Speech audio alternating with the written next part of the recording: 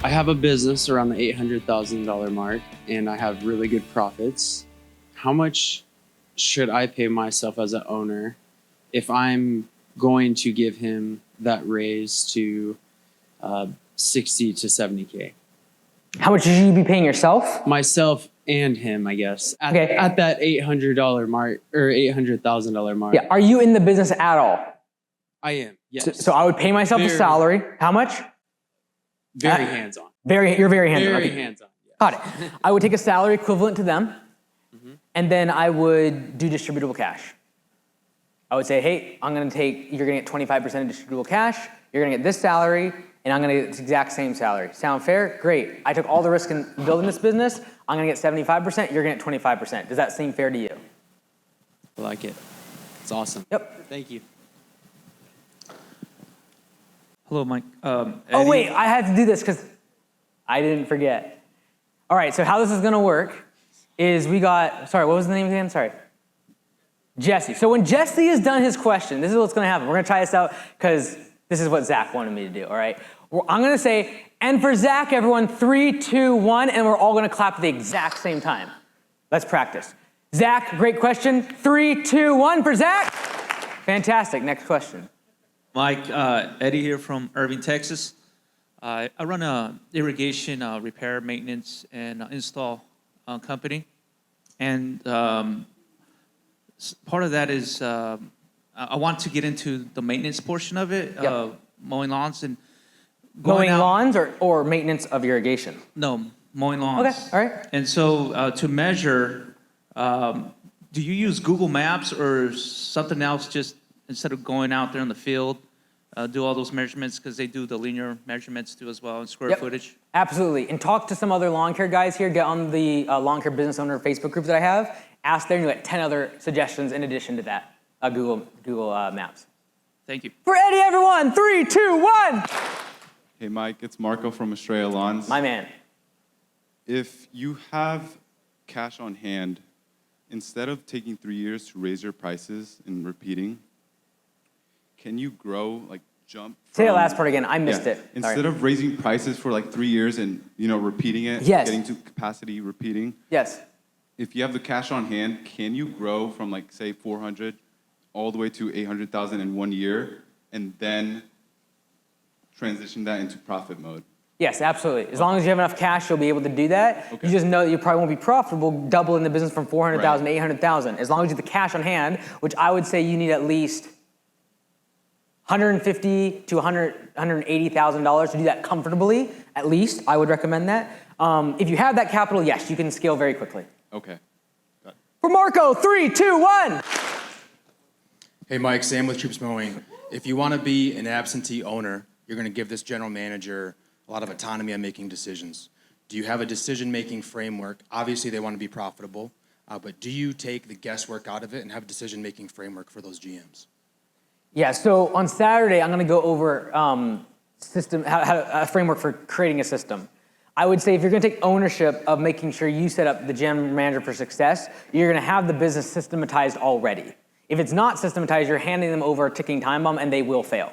And so I'll give you a framework for how to make the system, and you can literally take every single aspect of the business, estimates, project management, et cetera, and just put it on this graph and like, where am I on this continuum of from bad to good? And I'll have that continuum for you.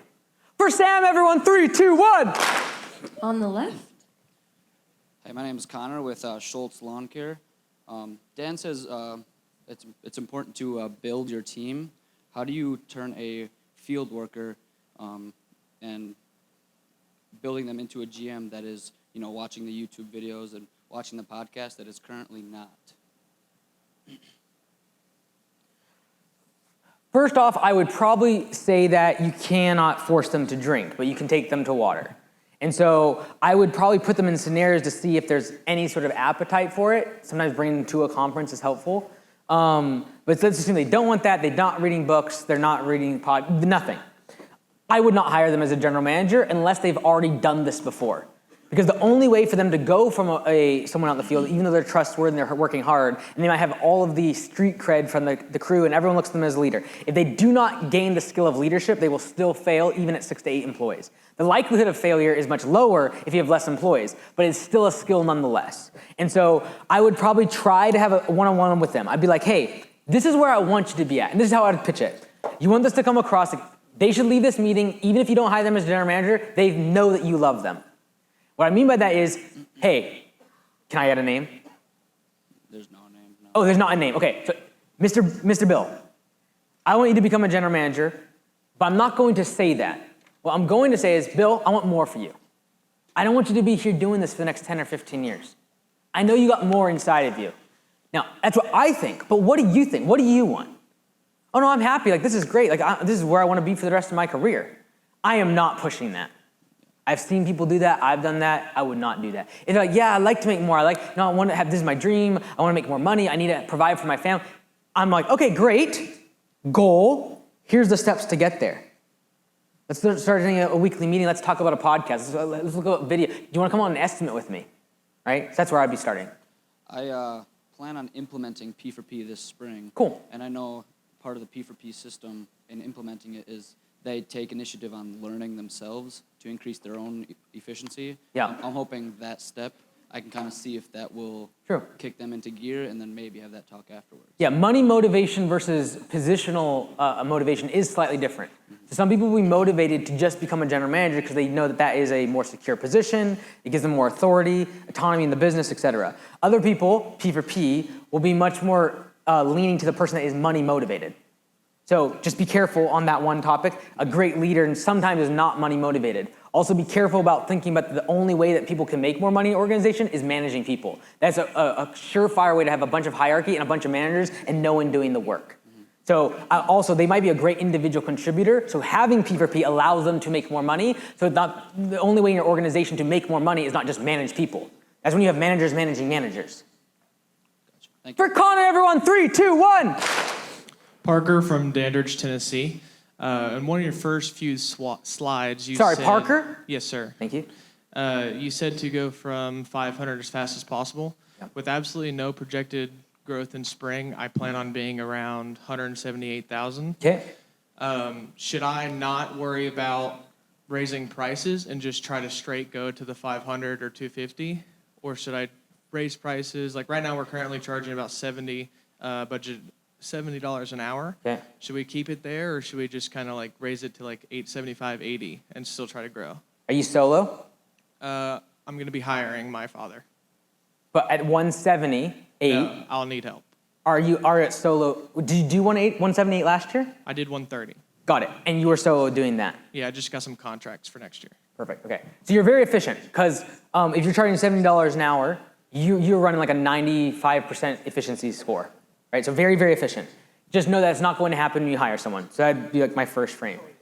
The next question is, do you jump through to 500? That comes down to how much cash do you have on. Do you mind me asking that question? Not much so far, only because I'm Fine. fighting with a contract. Fantastic. No, it's not fantastic. 2023, what did you do in revenue? 50,000. Great. So you tripled the business year over year. I would spend the next year in profit mode. I would raise your prices from 70 to try to get up to $90 an hour. If you do that, you'll be making 190 or so. And if you can make 190, I think you'll profit $40,000 or $50,000. If you get that in the bank account, I now know with confidence you can go buy a truck and scale with 2 trucks, 3 employees, and get to 500,000 at $90 an hour. So I would recommend stopping at one of those stages for a year or two, stack the cash, and follow that recipe. Thank you. You're the man. 3, 2, 1. Right in the middle. Parker, thank you. Dylan. Hey, Mike. Dylan with Urban Roots Landscaping.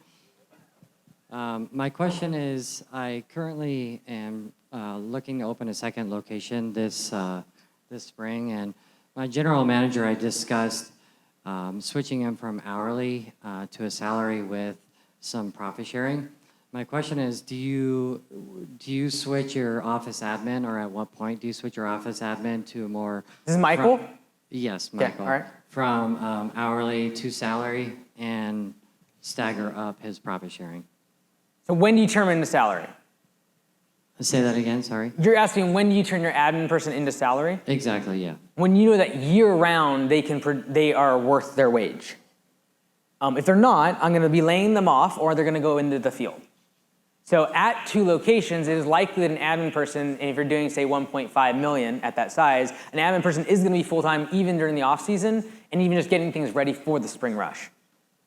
So then I would say yes. So if I was in a rock and a hard place, if this is like a topic, I would give him a revenue goal around when the business crosses this threshold, then we're going to put you on salary. He'll be motivated on follow-up calls, and as an admin person, he can actually change that. He can affect that. So he'll impact the growth, and then to use your operationally sound GM, I kind of know the situation here, use him to make sure things are efficient in the field, but then use the fact that you've incentivized this growth to a certain point, knowing that at 1.5, you hit a more profitable size of the business. Make sense? Yes, it does. Dylan, 3, 2, 1. Hey, Mike, it's Will Kelly with Military Lawn Cuts. What's up, brother? Quick question for you. So if we wanted to automate the sales process in our business, we'd just do simple services, bush trimming, de-weeding, and mulch. And we wanted to get rid of drive-bys. What would be the best process or to like automate that? Yeah, so we're going to talk about this in length tomorrow. There's 3 different ways to do this, from very hard to very easy, and I will go through it tomorrow. It's instant pricing on your website. And then there's other intermediaries that you can do if you're less technically savvy to make this work. So we're going to talk about tomorrow. I'll give you 3 different ranges for it. But ultimately is I need someone to go to my website and book a job. Perfect. And I've got to figure out how I make my pricing work around that. Awesome. For Will Kelly, everyone, 3, 2, 1. On the right again in the back. Hey, Mike, this is Steve with Stevens Lawn Care. I'm here with my father. My man. He's part of my question, so. Okay, wow. So. Don't say anything bad. So with the models that you put up, I'm looking at the 500. We're right around that mark. Mm-hmm. One of our issues is location. We run out of a storage. Sorry, real quick question, just so I understand this. Are both of you currently owners in the business? Yes. Okay, so there's not a GM and owner relationship, but this is 2 owners. So quickly, we basically split the cost. He works. I have a job. I've actually talked to you before. Okay. But I got a side job, so I make full money. So I do all the back end. He do the front. Got it. You're admin, he's Yes. operations. Go. Absolutely. Thank you. So we work out of a storage. We don't have a location. A lot of the turnarounds you have, a lot of guys out here get killer deals. What I'm wondering is if we were to get a GM, could we plan on expanding? So there's a question that we have. Mm-hmm. He sharpens blades at the house, or all our just stuff we need, because at the storage you don't have any power. Yeah. So how do you guys, or how do you recommend you negotiate or find a spot where we can have the trucks, the trailers, the guys can meet, work on things to be able to be profitable and not kill yourself, basically with, overpriced land and things like that. Okay. Let me first off make sure I'm understanding this question correctly. Are you trying to go to 1.5, or are you trying to make more profit? No, I would like to make more profit, but if Okay, we were to... that's it, Okay, cool. okay. You don't need to change where you're located. You're already making 500,000. The next step is go into profit mode. Don't buy trucks, don't buy more equipment, don't hire more people, just raise prices as more leads come in. But if we were to say your model, exact model you put up on your presentation, we maximize this location for profit. We move, let's say we want to multiply, copy and paste. Oh, okay, this is another location. Yeah, so if Fine. I need to sharpen blades and do all that stuff that he would do at home, I would still need to find a location. Right. Yeah. Places are out there. There are shop spaces that have electricity. There are shop spaces that have water. You'll pay more for them. The vast majority of us should not think about buying land. It's a different business. You're going to usually have to put 20 to 30% down, especially if it's commercially rated. You're not getting a 30-year fixed mortgage on this. And you're putting so much cash into that the return on that money is extremely negligible compared to if you spent $100,000 or $50,000 on your business. You double the size of the business with 2 more trucks. So personally, I would do a better job of finding it. I would be searching on Facebook. I'd be putting out leads. It's not like you're in a rush to find this spot. So when you're not in a rush to do anything, you'll make a better decision. So I would be on the hunt. I'd be talking to property owners. I'd be talking to empty blank pieces of land sitting on corners. Like I can go on the county assessor's office, find out who the owner is, call them up and be like, hey, your land, it's commercially rated, fantastic. I will pay you X amount per month to park my stuff on there and put a storage container sitting there. All right, thank you. You got it, man. Oh, for Steve, 3, 2, 1. So my name is Dujon Blondell from New Jersey. Yeah, I'm not gonna get that. Okay. With Green Glow Gardens. Okay. And I'm year 3 into the business. This is coming up on my 3rd year. Cool. Last year I did about $20,000 in revenue with about $1,000 in profit. Cool. And I wanted to know, what would you recommend for somebody that's running an organic fertilizer application business? Like, how would you recommend me marketing this service that I give to my area? Because my business is very niche. Are there organic lawn care businesses that built $1 million company? Excuse me? Are there organic fertilizer companies that have built $1 million company? I haven't done my homework on that yet. Okay, so I would first do that, because if you're trying to grow the business, it'd be a good idea to see if it's possible. Okay. I'll save you a little time. It is. There are lots of them that have done it. Okay. And so I don't think that believing you're in a niche is going to keep you from making revenue. What it is going to do is that you have to position yourself as different than everyone else. Okay. So why did you start organic lawn care instead of just doing chemicals? Chemicals work better. Well, I've done my homework and I've done my research. I come from a cannabis background, and I've seen that when I've applied these fertilizers to my soil and created a living soil system, my cannabis actually grew a lot healthier. There was less disease, and the product that I was producing in the long run cost me less because I'm able to make my fertilizers on site, make all my inoculants, and scale that by myself. That's your marketing message. Okay. Yeah. Thanks, Mike. You're the man. 3, 2, 1.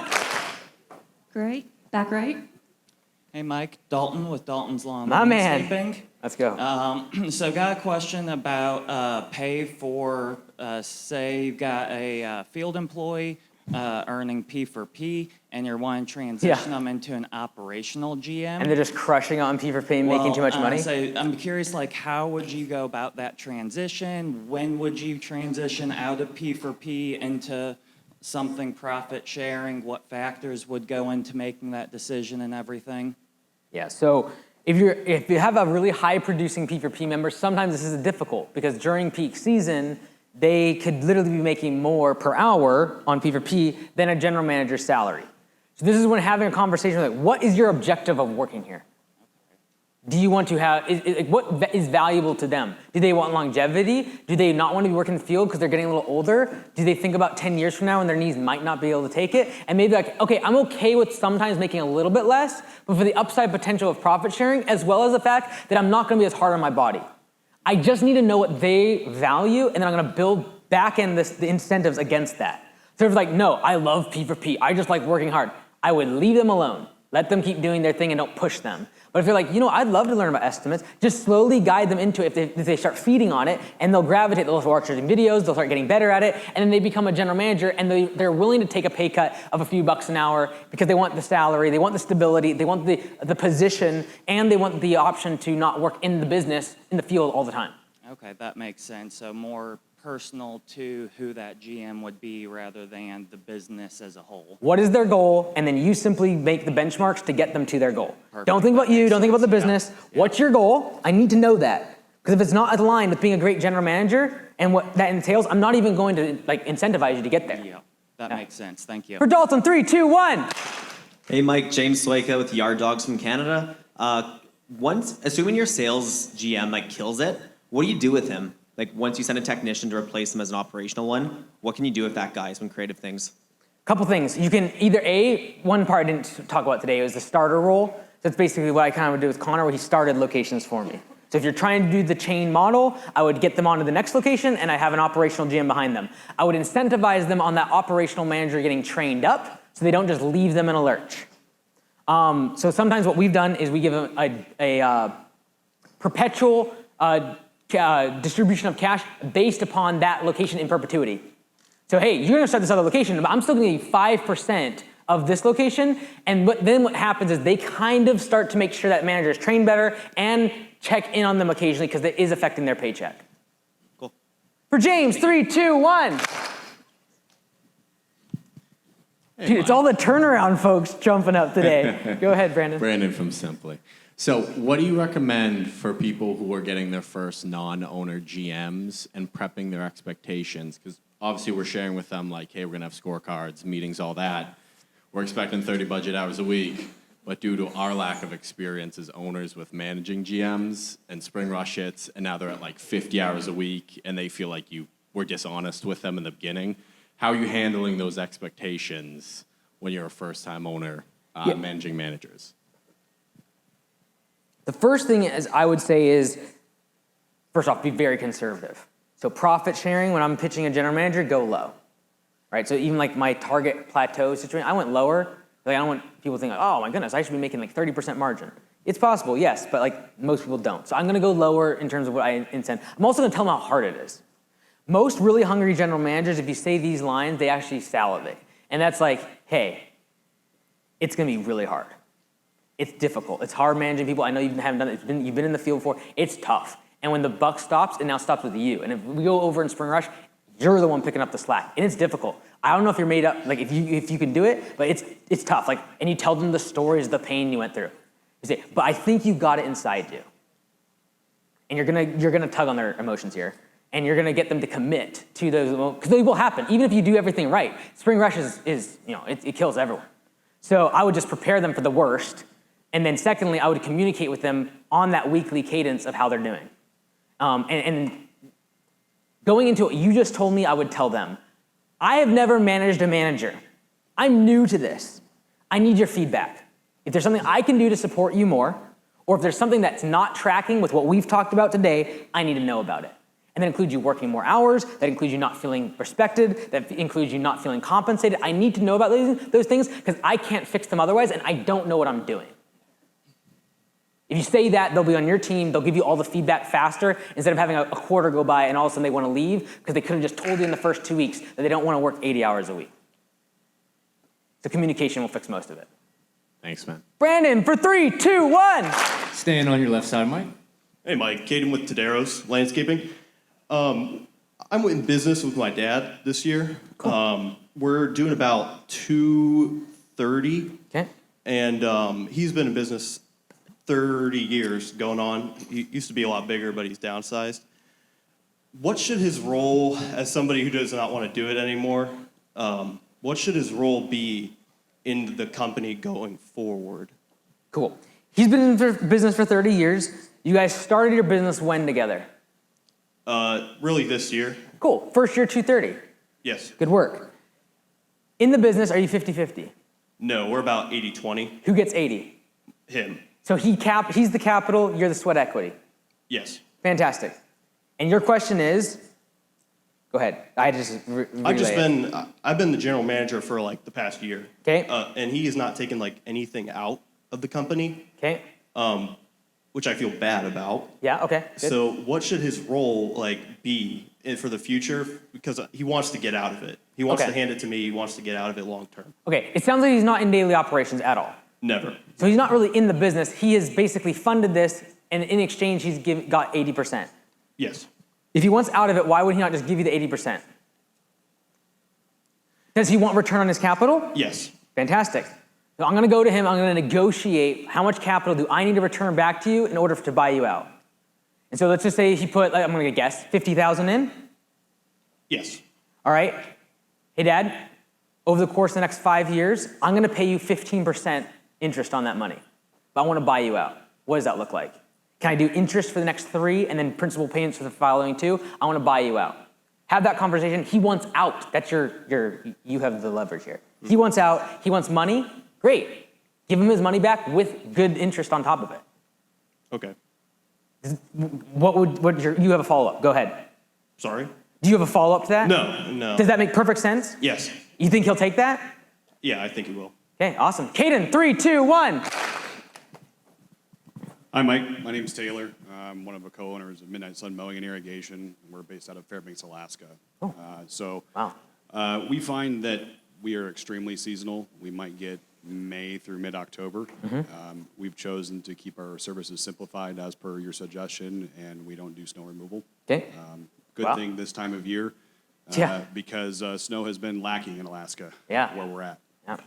My question is, based on that information, do you have any suggestions on how we can preserve capital and set ourselves up for springtime without putting ourselves at a disadvantage for taxes and whatnot in the current year? We find that we often pay,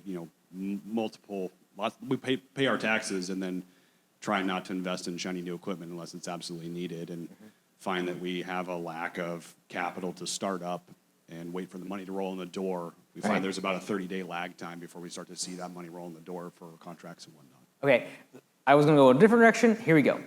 I would be trying to do a bunch of prepayments in December for your following 3 months.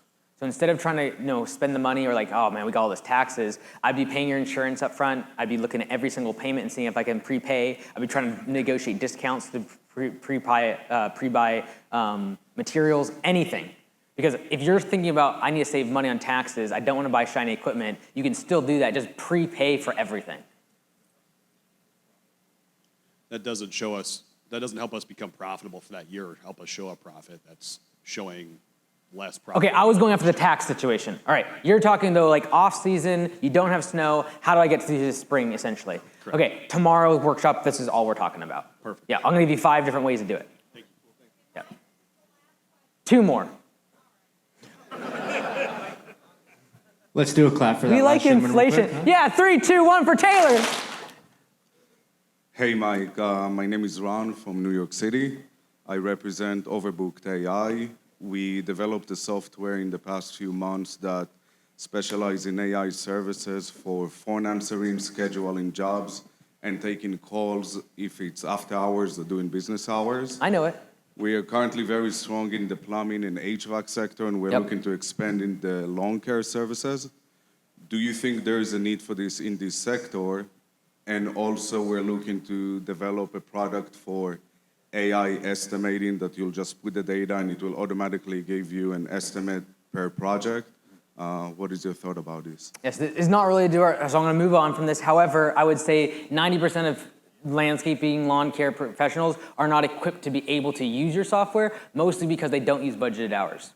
And because they don't use budgeted hours, you cannot schedule automatically for recurring work. So I can talk to you about that later. For him, 3, 2, 1. One more. Far left. Roy. Hey, Mike, how you doing? Good. Hey, so I have a quick, debate, sorry. Sorry, for everyone else, this is Roy's from Roy's Lawn Care. Sorry. I know most of you, sorry.